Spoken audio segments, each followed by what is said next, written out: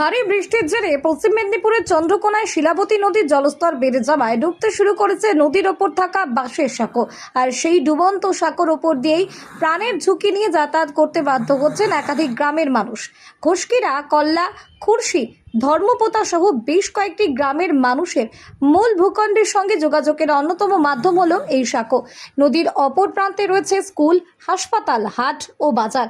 ফলে পড়ুয়া থেকে রোগী সকলকেই ঝুঁকি নিয়ে পারাপার করতে হচ্ছে। গ্রামবাসীদের অভিযোগ, প্রতি বছর বর্ষার জল বেড়ে সাঁকোটি ভেঙে বা জলের তলায় চলে যায়, তখন নৌকায় করে নদী পার হতে হয়। দীর্ঘদিন ধরে প্রশাসনকে জানিয়েও এই সমস্যার কোনো স্থায়ী সমাধান হয়নি।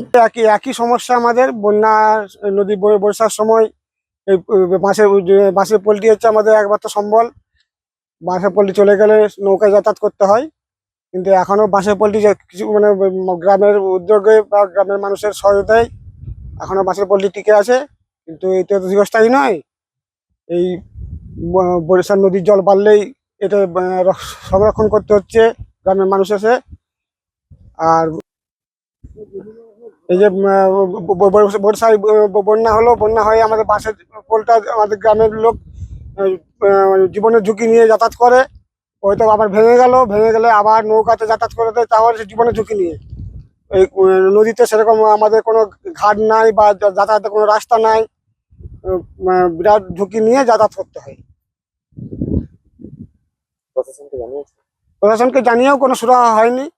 ওই বিভিন্ন সরকার আসে, তারা প্রতিশ্রুতি দেয়, আবার চলে যায়, কেউ কোনো প্রতিশ্রুতি পালন করেনি।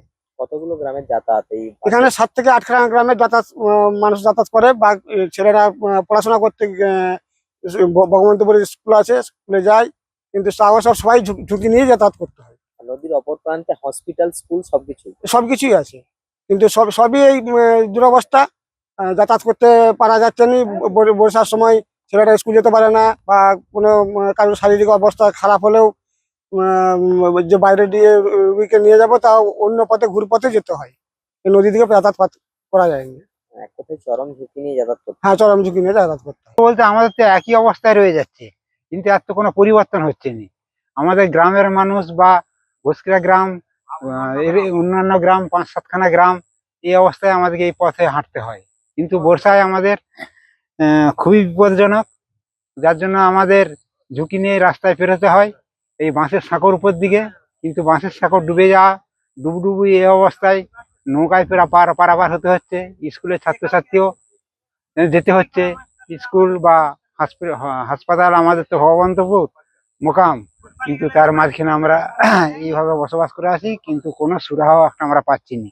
বারবার আমরা আবেদন করছি, কিন্তু কিছু কাজকর্ম আমাদের হচ্ছে না।